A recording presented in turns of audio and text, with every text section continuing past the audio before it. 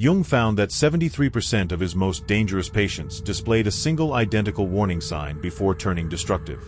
This psychological red flag shows up in seemingly normal, even likable individuals who appear harmless on the surface. According to Jung, once you recognize it, the only real protection is immediate withdrawal. Today, I'll explain exactly what to watch for, because this signal doesn't reveal itself through open aggression or obvious toxicity. It's far subtler, and that's precisely what makes it deadly. The sign Jung identified emerges when a person begins projecting their shadow onto others with unwavering certainty. But here's what most people fail to realize about shadow projection. It's not just a theoretical concept. It's a warning mechanism that can literally save your life.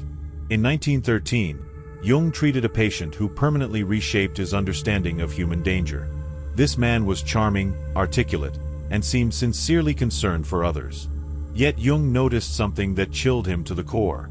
Every individual this patient described as evil or manipulative shared the same traits Jung recognized as the patient's own disowned characteristics. This person wasn't simply misjudging others. He was systematically projecting his shadow onto everyone around him. Within 6 months, he had destroyed 3 personal relationships, gotten 2 colleagues fired, and driven his own brother into a nervous breakdown, all while maintaining a facade of innocence and believing himself to be the victim. Jung realized he was not looking at a mere misunderstanding. He was observing the most dangerous psychological mechanism in human interaction. Unconscious shadow projection fused with absolute conviction. But that wasn't even the most terrifying part. What modern neuroscience has uncovered about this process is even more disturbing. When someone projects their shadow with total certainty, their brain literally rewires reality to match their distorted perceptions. Research by Dr. Robert Sapolsky at Stanford shows that during intense projection episodes, the same neural circuits activate as in delusional states. The person isn't consciously lying. Their brain has actually altered their perception of reality. This explains why shadow projectors are so convincing. They genuinely believe their distorted views because their neural filtering system has been hijacked by unconscious material. But here's where it becomes truly dangerous. The projector's absolute conviction creates what psychologists call reality distortion fields. They don't just misperceive you, they persuade others to see you through their warped lens as well. Jung documented case after case of shadow projectors destroying reputations, relationships, and entire social networks simply by spreading their unconscious projections with unshakable certainty. Think back to a time when someone accused you of motives you didn't have, emotions you never felt, or intentions you never held. If they did so with complete conviction, ignoring any evidence you offered, you were witnessing shadow projection in real time. What makes this phenomenon so insidious is that the stronger the projection, the more convinced the projector becomes. It's a psychological feedback loop that can entangle whole families, workplaces, and communities. Ancient wisdom traditions recognized this dynamic long before Jung defined it scientifically. Buddhism speaks of a darkened mirror, reflecting one's own impurities as external threats. Christianity warns about the speck in your brother's eye, while missing the beam in your own. But Jung went even deeper. He discovered that shadow projectors don't just distort reality. They construct alternate realities that feel completely true to them and increasingly real to others. The warning sign appears when you notice a total disconnect between how someone describes you and your actual inner experience. They attribute thoughts, emotions, and motives to you that don't exist in your consciousness. And they do it with such certainty that you start doubting your own reality. This is psychological gaslighting at its most refined. Not conscious manipulation, but unconscious reality distortion capable of pushing targets into real psychological breakdowns. Yet the projection itself isn't the ultimate danger. The true threat lies in how shadow projectors unconsciously recruit others into their warped reality. Jung called this collective possession, when entire groups begin seeing the world through one person's projections. Dr. Leon Festinger's work on cognitive dissonance helps explain how this happens. When projections are delivered with absolute certainty, those around the projector feel subtle but powerful psychological pressure to align with their version of reality rather than trust their own conflicting perceptions. This is how families unite against a scapegoated member, how workplaces gang up on innocent colleagues, how communities tear individuals apart based on accusations that exist only in projection, not in truth. The projector becomes the center of a psychological storm, unconsciously drawing others into attacking the very traits they themselves cannot accept. Jung saw this pattern repeatedly in his most dangerous cases. They didn't just cast off their shadows, they built entire social systems around them. The targeted individual is left isolated, gaslit, and eventually crushed under the weight of a collective delusion they never created. Jung identified 5 unmistakable warning signs that reveal when shadow projection has become dangerous. Sign 1. Absolute certainty about another person's motives. They don't suggest, "I think you might." They insist with total conviction that they know your inner states, your character, and your intentions. Sign 2. Immunity to contradictory evidence. No amount of clarification, explanation, or factual proof alters their stance. Any attempt to correct their misperceptions is twisted into confirmation of their accuracy. Sign 3. Disproportionate emotional intensity. They display extreme emotional reactions to minor or even non-existent offenses. Their intensity reveals the projected material, not your real behavior. Sign 4. Recurring victim narratives.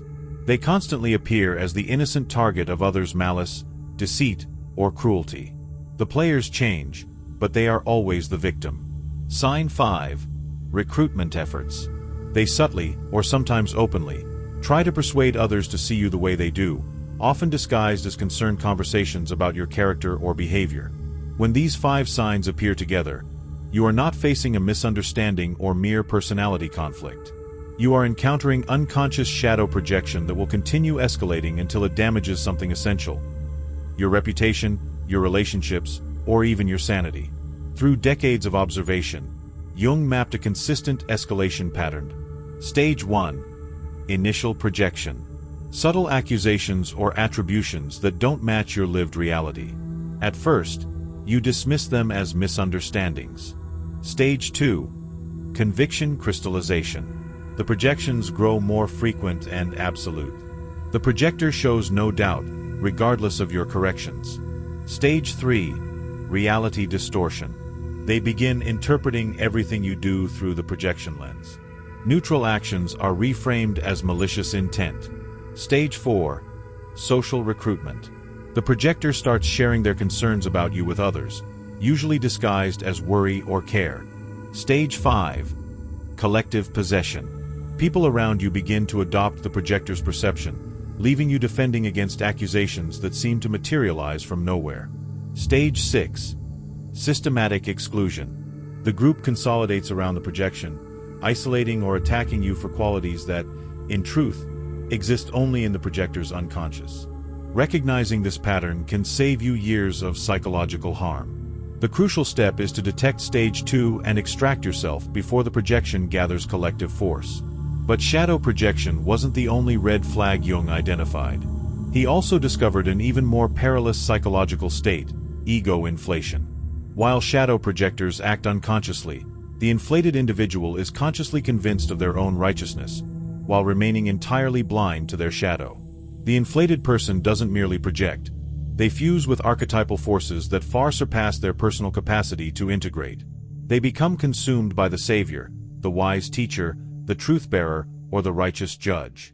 And unlike obvious narcissists who can be spotted easily, inflated personalities often appear spiritually advanced, morally superior, or intellectually enlightened. This seeming elevation makes them infinitely more dangerous, because people willingly submit to their authority.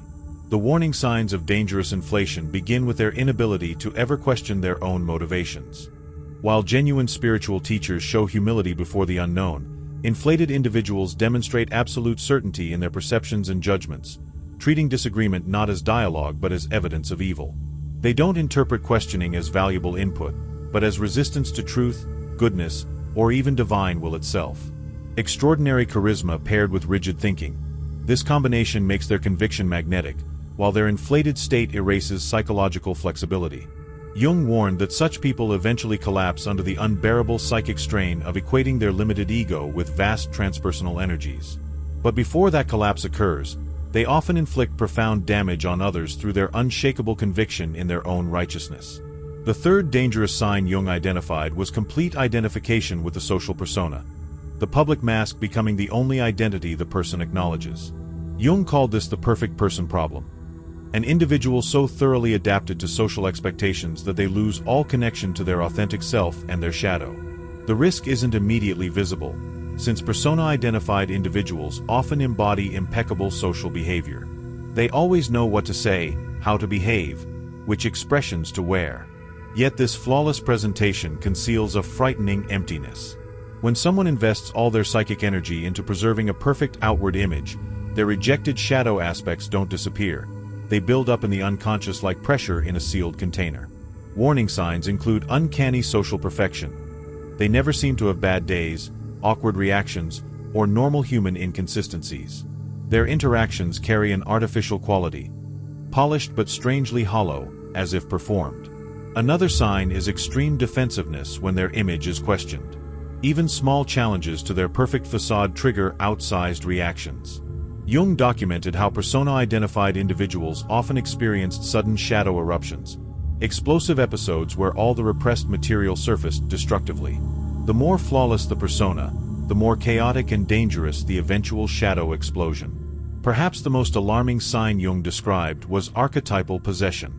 This occurs when someone loses their individual identity and becomes a channel for impersonal, transpersonal energies far beyond their capacity to integrate. You can recognize it when a person's ordinary personality seems to vanish, replaced by something ancient and uncanny. Their eyes may change, their voice may shift, and they speak with authority that does not come from personal experience. They may become consumed by the eternal victim, always suffering, always demanding rescue. Or by the righteous warrior, locked in endless battles against invisible evil only they can perceive. Or by the divine parent, treating adults as dependent children in need of guidance and control. The possessed individual experiences overwhelming purpose and clarity. Ordinary human ambiguity disappears, replaced by absolute certainty that can deeply persuade others. What makes archetypal possession so dangerous is the nature of archetypes themselves. They contain extremes. The same archetypal current that inspires saints also gives rise to fanatics. A person consumed by the savior archetype will inevitably express its shadow, often becoming the very thing they believe they are fighting against. Jung documented cases of individuals under such possession committing acts utterly opposed to their stated values, sometimes followed by amnesia, or elaborate rationalizations to explain the contradictions. The final dangerous sign Jung identified was the compulsion to repeat.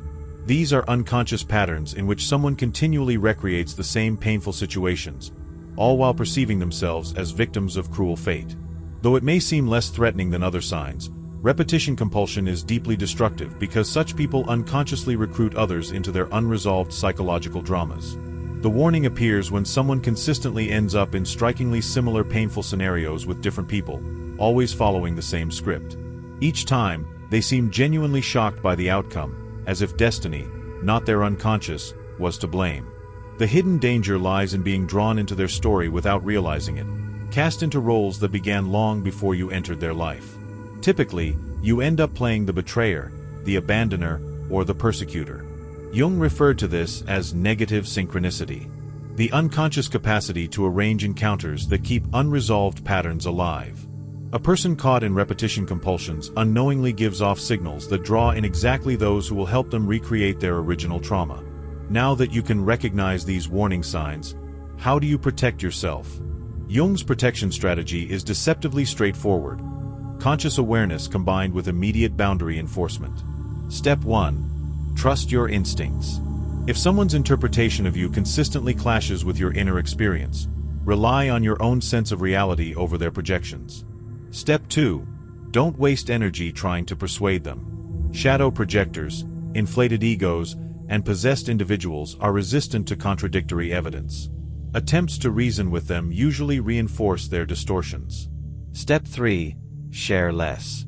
Avoid giving personal information that could be twisted into proof for their projections. Step 4. Keep records.